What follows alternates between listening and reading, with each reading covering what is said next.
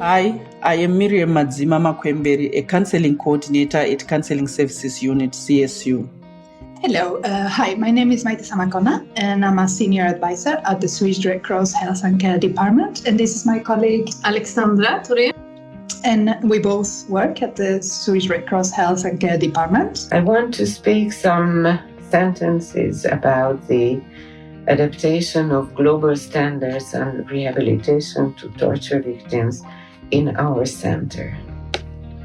Our center is called Cordelia Center for the Rehabilitation of Torture Victims, Hungary, Budapest. Standard 2 entails putting appropriate systems and procedures in place so that rehabilitation services can be provided without outside influence and in full compliance with relevant professional standards that guide service provision. We try to offer independent services independently from the government or political attitudes.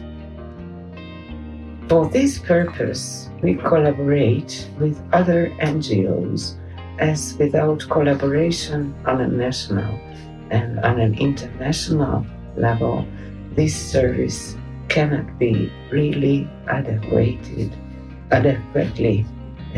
offered.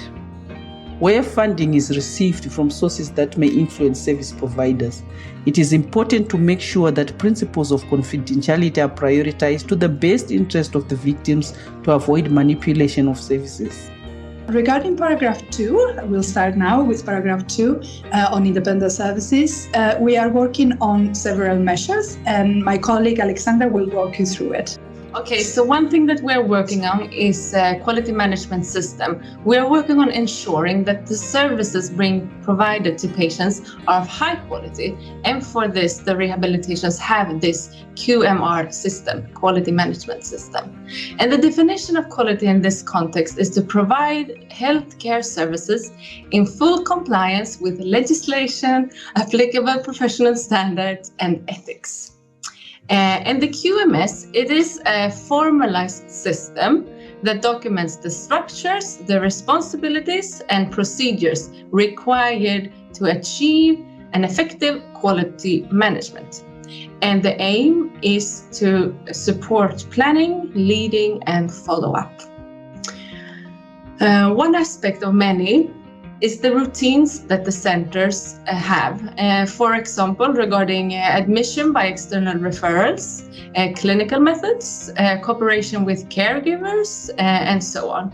And all of these routines are part of the QMS, and they need to be in accordance with professional standards, legislation, guidelines, and ethical codes. And this means that a routine regarding patient admission also needs to be address the legislation on patient confidentiality, and a work process regarding a clinical method also needs to address the patient's rights and interests, as this is included in the Swedish Patient Act. One of the most important aspects of a QMS is accountability. Because in order to provide services of high quality, the allocation of responsibility regarding quality assurance needs to be clear all the way from the leaders down to the healthcare workers that meet the patients. The practice should be victim-centered, evidence-based, participatory, empowering, holistic, accessible, gender-sensitive, and culturally appropriate. Professionals should adhere to the ethics of their profession and avoid compromising them in dealings with media, political parties, or influences of funders. And we also have another extra tool to help us in this work, and is the fundamental principles of the Red Cross and Red Crescent movement, particularly the principle of independence, which provide us guidance in this regard and help us to implement the standards as well.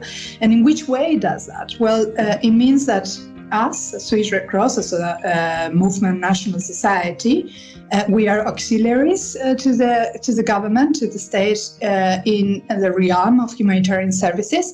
And that means that we, of course, have to follow the legislation and adhere to the rules of the country. However, We also have to maintain our independence, our autonomy, so we're able to act at all times in accordance with the Red Cross and Red Cross movement principles.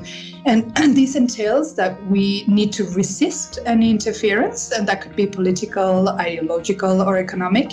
And we have to be able to act in line with the principles of humanity, impartiality, and neutrality. At CSU, we value victims and we treat them equally. We respect their cultural and political diversity. The rehabilitation processes are tailored to the needs of victims, and we ensure that activities are gender sensitive, safety focused, and non-discriminatory. Thank you for your attention. This was everything from us.